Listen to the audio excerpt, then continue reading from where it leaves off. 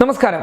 പ്രതിപക്ഷം ശക്തിയാർജിച്ച് മുന്നോട്ട് പോകുന്ന സാഹചര്യത്തിൽ 2019 ലോക്സഭാ തിരഞ്ഞെടുപ്പ് എങ്ങനെ നേരിടുമെന്ന ആശങ്കയിലാണ് BJP ഉള്ളത്. 2019 ലോക്സഭാ തിരഞ്ഞെടുപ്പിൽ വെല്ലുവിളി ഉയർത്തുന്നത് സഖ്യകക്ഷികളൊക്കെ കോൺഗ്രസിനോടൊപ്പം നിൽക്കുന്ന ഒരു വലിയ സാഹചര്യം തന്നെയാണ്. അതിനിടയിലാണ് BJP പാളയത്തിൽ നിന്ന് വരുൺ ഗാന്ധി കോൺഗ്രസിലേക്ക് കടന്നു പോകുന്നത്. വരുൺ ഗാന്ധിയുടെ പ്രവേശനത്തെ രാഹുൽ ഗാന്ധി പച്ചക്കൊടി കാണിച്ച് സ്വീകരിച്ചിരിക്കുന്ന സാഹചര്യത്തിൽ ഏറ്റവും വലിയ വെല്ലുവിളിയാണ് BJPക്കെതിരെ വരുൺ ഗാന്ധിയുടെ പ്രവേശനം ഉയർത്തുന്നത്.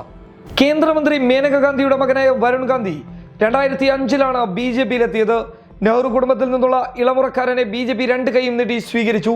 ഉടൻ തന്നെ വരുണിനെ ജനറൽ സെക്രട്ടറിയായും നിയമിച്ചു. തീവ്ര ഹിന്ദുത്വ നിലപാടുകളും പൊടിപറന്ന പ്രസംഗങ്ങളും വരുണിനെ BJPയുടെ ദേശീയ മുഖമാക്കി മാറ്റി. എന്നാൽ UPയിൽ BJPയുടെ മുഖമായി വളരാനുള്ള വരുണിന്റെ ശ്രമങ്ങൾ നേതൃത്വവും വരുണും തമ്മിലുള്ള അസ്വരസങ്ങൾക്ക് തുടക്കം കുറിച്ചു. ഉത്തർപ്രദേശ് നിയമസഭാ തിരഞ്ഞെടുപ്പിൽ BJP വരുണിനെ തഴഞ്ഞു. പിന്നാലെ വരുണിന് പാർട്ടിയിലെ സ്ഥാനമാനങ്ങൾ നഷ്ടമായി. മേനക ഗാന്ധി കേന്ദ്രമന്ത്രിയായിട്ട് കൂടി വരുണിന് അർഹിക്കുന്ന പ്രാധാന്യം ലഭിക്കാത്തതോടെ വരുൺ മോദിയുടെ നിരന്തര വിമർശകനായി മാറി. മോദിയുടെ പരിപാടികളിൽ നിന്നും വരുൺ വിട്ടുനിന്നു. സുൽത്താൻപൂർ MPയും BJPയുടെ സജീവ യുവനേതാവുമായിരുന്ന വരുൺ പിന്നീട് പാർട്ടിക്കെതിരെ തിരിഞ്ഞു. സ്വന്തം മണ്ഡലത്തിൽ കർഷകരുടെ ദുരിതങ്ങൾ പരിഹരിക്കുന്നതിന് മുന്നിട്ടിറങ്ങി. MPമാരുടെ ശമ്പള വർധനയ്ക്കെതിരെ BJPയെ കടന്നാക്രമിച്ചു.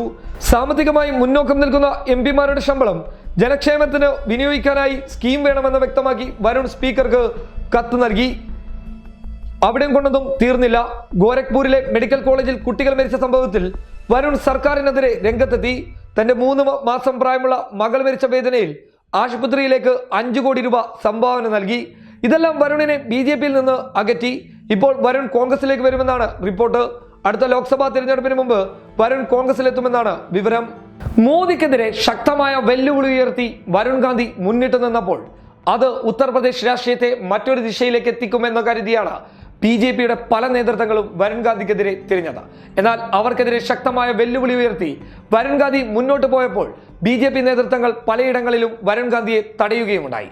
ഇത് തന്നെയാണ് വരുൺ ഗാന്ധിയെ കോൺഗ്രസ് പാളയത്തിലേക്ക് എത്തിക്കാനുള്ള കാരണവും. News desk public Kerala.